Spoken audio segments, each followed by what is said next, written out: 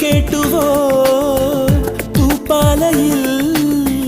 രാപ്പാടി പാടും പ്രേമരാവിൻ ചിന്തുകൾ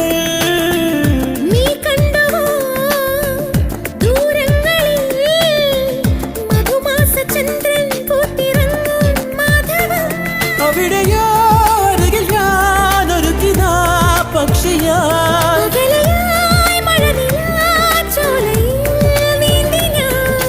വിരഹമെന്ന പദമില്ല കവിതകളിൽ ഒരു നിമിഷം സുന്ദരൻ